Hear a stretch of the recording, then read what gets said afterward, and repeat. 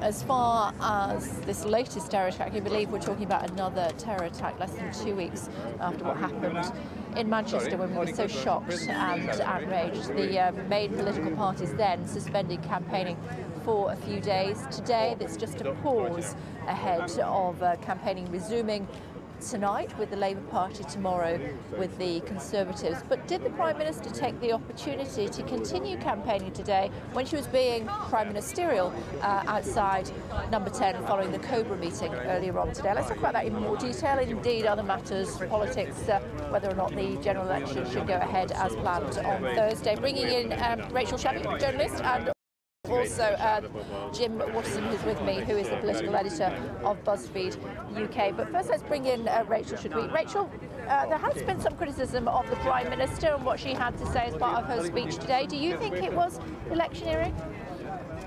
Yes, I do. And I have to say, I did not expect to be talking about this, you know, the day after this grotesque attack on a city that I love, and at a time when obviously our hearts are with the families and the friends of people who have lost lives, and all our thoughts wishing and willing the injured to pull through, to be okay.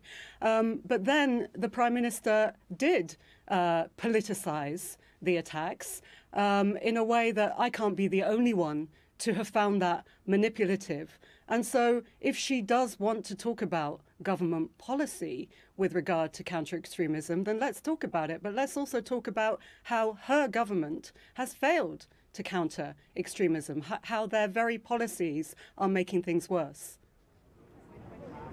Okay, let's bring in Jim, should we? So I'm not sure that you can hear what Rachel's saying. So basically, she's saying that yes, the Prime Minister was electioneering, and in addition to that, her policies have failed when it comes to extremism. Yeah, so there's two things that Labour are going to really try and get back on the campaign trail with. One is the idea that Theresa May is responsible for some of the security policing cuts, the austerity measures, try and make it relevant to this incident.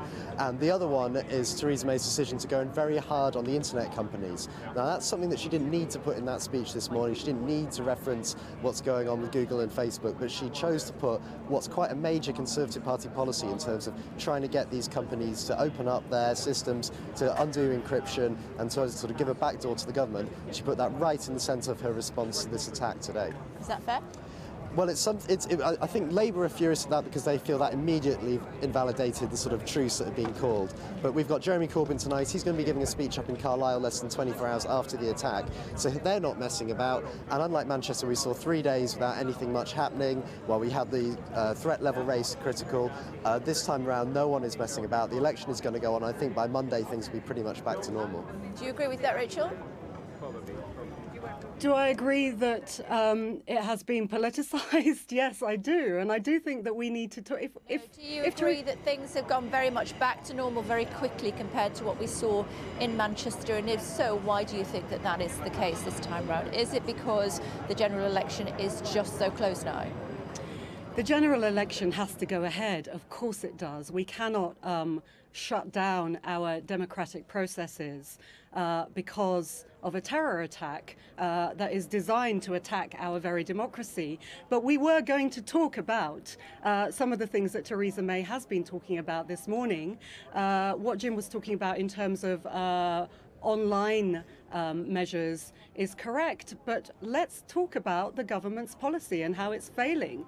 I mean, just one example, there are foreign policy examples and there are domestic counter-radicalization examples, but just one example, Saudi Arabia, a country that we are allied to and are selling arms to. There is currently an inquiry. Saudi Arabia it's not the only country, but it is one of the countries that is one of the main sponsors of violent extremism. There is currently an inquiry, a government inquiry into funding of extremism, which is thought to have quite a lot to say about Saudi Arabia. This government has currently shut down and suppressed that inquiry.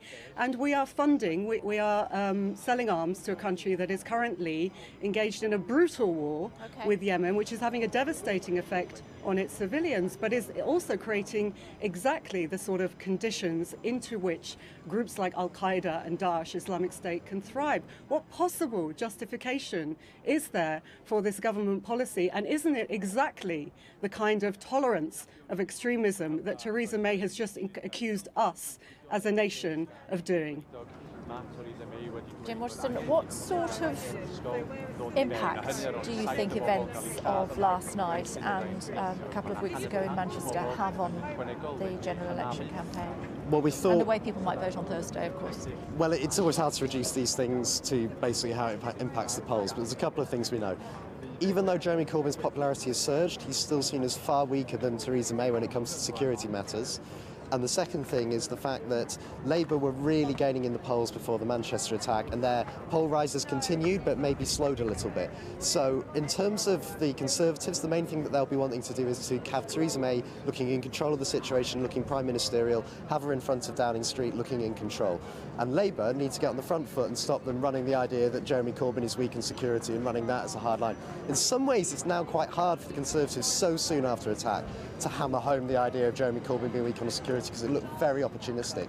But there is one strange thing that's happened today, which is we've managed to get Labour and the Conservatives agreeing on one thing, which is opposition to Donald Trump and his tweets. So we've seen Downing Street actually put out a statement effectively in support of Mayor of London Sadiq Khan, saying, come on, Donald, don't start criticising now. We're all working together on this one, and Sadiq Khan putting out a statement saying, I'm too busy to deal with responding to these tweets. So at least some people are coming out of it looking quite well. OK, Jim and Rachel, thank you both very much indeed. So while the politicians continue to do what they do, and campaigning starting again from around about now, the general election, of course, on Thursday, there are 7 families who will never see their loved ones again. There are 21 families whose loved ones are in a critical condition in hospital after 3 terrorists who got out of a vehicle on the bridge just behind us just after 10 o'clock last night and said, this is for Allah, before running amok in the streets behind us here in East London. There's a raid that's taken place earlier on today in Barking in East London. 12 people have been arrested there. Another raid taking place as we speak in East Ham. That's the human cost of terrorism. Stay tuned.